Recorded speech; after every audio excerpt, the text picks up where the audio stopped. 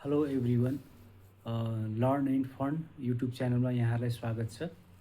Learn and fund भन्नाले learning गर्ने, सिक्ने, सिकाउने र रमाइलो पनि गर्ने च्यानल हो। त्यसैले यस्तै रमाइलो भिडियोहरू र सिक्ने, सिकाउने भिडियोहरू चाहिँ हेर्न चाहनुहुन्छ भने यो च्यानललाई सब्सक्राइब गर्न चाहिँ नबिर्सिनु होला। आज म चाहिँ अब नेपालमा चुनाव लागिरहेको छ। त्यो चुनावकै सन्दर्भमा यसो अलिकति आफूलाई लागेको कुराहरू म यहाँहरूसँग चाहिँ सेयर गर्न चाहन्छु। हुन्छ भने एउटा उत्कृष्ट संसदीय प्रणालीमा चाहिँ सांसदहरू अलग अलग निर्वाचन क्षेत्रबाट चुनेर आउँछन् र निर्वाचनपछि प्रत्येक दलले आफ्नो संसदीय दलको नेता चुन्छ र बहुमत प्राप्त संसदीय दलको नेता नै प्रधानमन्त्री हुने प्रचलन छ।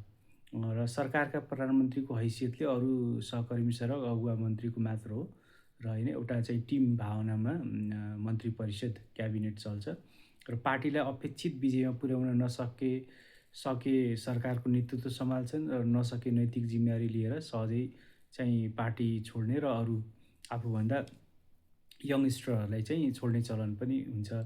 तर हाम्रो जस्तो चाहिँ मुलुकमा पूर्व प्रधानमन्त्रीहरू भइसकेकाहरू पनि लस्कर लागेर चुनाव लड्ने, राजनीति चलखेल गर्ने प्रथा छ, जुन चाहिँ अलिकति डेभलप जुन प्रजातान्त्रिक चाहिँ होइन डेमोक्रेटिक कन्ट्रीहरू हुन्छ त्यसमा हुँदैन। र हाम्रो मुख्य समस्या नै विश्राम लिनुपर्नेले अनेक चलखेल गरेर म मात्र नेता हुँ, अर्को कोही पनि नेता हुनै सक्दैन, अरू कोही तयार छैन होइन भनेर हट गर्ने र अहङ्कार देखाउने प्रवृत्ति यहाँ रहेको छ। र यो चुनावले त्यसलाई तोडेर नेतृत्वको न्याय शैली एवं संस्कृति बसाल्न सक्नुपर्छ जस्तो लाग्छ।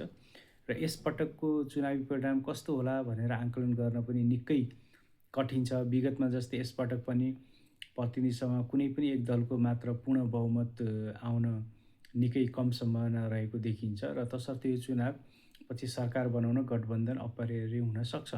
तर हाम्रो देशमा गठबन्धन को सरकार बनाउँदा देश विकासमा भन्दा पनि कुर्सी जोगाउनमै सरकार अलमल हुन्छन् र समय त्यत्तिकै खेर गइरहेको देखिन्छ। त्यसकारण जो भए पनि प्रतिनिधि सभामा पहिलो हुने दलले सरकारको नेतृत्व गर्ने र दोस्रो ठुलो दल चाहिँ प्रमुख विपक्षीको रूपमा भूमिका निर्वाह गरेर सरकारलाई खबरदारी गर्ने हो भने चाहिँ राम्रो अभ्यासको सुरुवात हुन सक्छ, जुन चाहिँ अब यसै चुनावदेखि भएमा चाहिँ एकदमै राम्रो हुन्थ्यो जस्तो लाग्छ।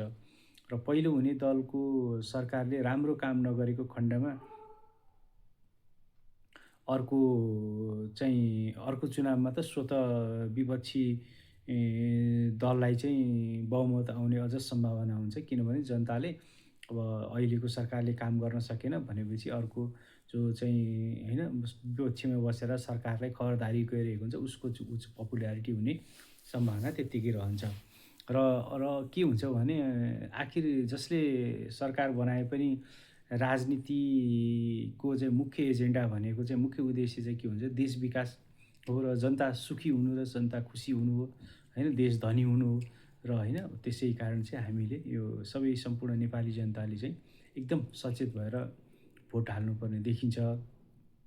यसै गरी तपाईँहरू चाहिँ हामी सबैले चाहिँ आफ्नो मतको प्रयोग गरौँ। गरी चाहिँ यो चाहिँ अब 2082 फागुन 21 गते चाहिँ प्रतिनिधि सभाको निर्वाचन हुन गइरहेको छ र यस निर्वाचनले चाहिँ हामीले के आशा गर्छौँ भने सुशासन यात्रामा चाहिँ एउटा निर्णायक मोड प्रदान गर्छ जस्तो पनि लाग्छ। र 2082 भदौ 23-24 को जेन्जी आन्दोलनको मुख्य आधार पनि के थियो भने भ्रष्टाचार उन्मूलन र सुशासन नै थियो होइन। र पहिले र अहिले पनि चुनावमा जसरी व्यक्ति लक्षित आशा र प्रतिनिधि सभा सांसदबाट प्रत्यक्ष विकासका आवश्यकता पुरा गर्ने र गराउने वचन सरासर गलत हो र हामी जनताले पनि उनीहरूले नै हाम्रो क्षेत्रमा मात्र फोकस गरेर उनीहरूले चाहिँ होइन सारा डेभलपमेन्टका कुराहरू गर्छन् भनेर हामीले आशा गर्नु पनि त्यो चाहिँ सरासर गलत हुन्छ होइन। उनीहरूले त संसदमा गएर राम्रो एउटा सरकार बनाएर डेलिभरी गर्ने सरकार हो,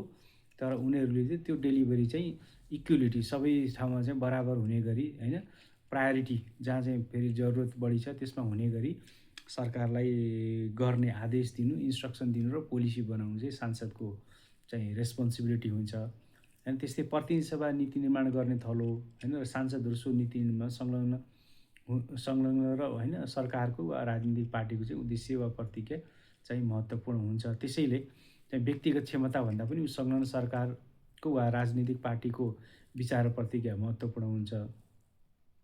किनभने अब अहिले यसो हेर्ने हो भने यो अलिकति वर्ल्ड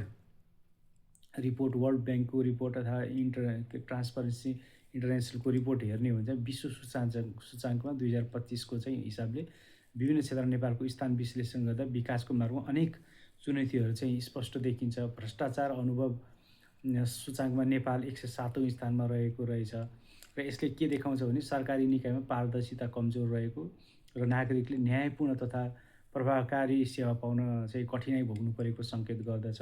अब यसले त हामीलाई पनि एउटा प्रत्यक्ष हामी देख्छौँ नि, जस्तै एउटा साधारण अब एनआइडी बनायो, राष्ट्रिय परिचय पत्र बनायो, कति महिना लाग्छ एउटा त्यो जाउ होइन साधारण प्रिन्ट पाउन। त्यस्तै गरी चाहिँ हाम्रो यो उसमा सहरी साधनको चाहिँ लाइसेन्समा त्यस्तै छ, वर्षौँदेखि चाहिँ एउटा लाइसेन्स प्रिन्ट गरेर दिन सकिरहेको छैन भन्छ चाहिँ कति कमजोर रहेछ सरकारको डेलिभरी चाहिँ साह्रै कमजोर रहेको छ। यो त मैले एउटा उदाहरण मात्र दिएँ। त्यसै गरी आर्थिक स्वतन्त्रता सूचाङ्कमा 131औं स्थानले चाहिँ के देखाउँछ भने व्यवसाय लगानी र बजार सञ्चालनमा अवरोध रहेको जनाउँछ होइन, जसले गर्दा रोजगारी सिर्जना र आर्थिक वृद्धिलाई चाहिँ सीमित बनाएको छ। यो चाहिँ किनभने नयाँ ठुला उद्योगहरू सञ्चालन गर्न त्यत्तिकै चाहिँ डिफिकल्टी रहेको छ होइन। उद्योगहरू सञ्चालन गरे पनि त्यहाँ सुरक्षाको चाहिँ ठुलो चुनौती रहेको छ होइन। त्यस्तै मानव विकास सूचाङ्कमा चाहिँ नेपाल 145औं स्थानमा रहनुले के देखाउँछ भने शिक्षा, स्वास्थ्य र जीवनस्तरमा चाहिँ सुधारको ठुलो आवश्यकता प्रष्ट पार्दछ होइन। त्यसै कारण के हुन्छ भने अब हामीले यी कुराहरूलाई लिएर नेपाललाई चाहिँ अलिकति विकासको पथमा लैजान सक्ने क्यापासिटी भएको चाहिँ दल छान्नु उपयुक्त हुन्छ। र यसरी दल छान्दाखेरि के हुन्छ भने अलरेडी टेस्टेड छन् भने पनि उनीहरूबाट फेरि आशा चाहिँ धेरै साह्रै कम रहेको छ। त्यसैले हामीले अब यसपालि भोट दिँदा चाहिँ एकदमै विचार गरेर आफ्नो मताधिकार प्रयोग गर्न म सबैलाई अनुरोध गर्दछु। धन्यवाद।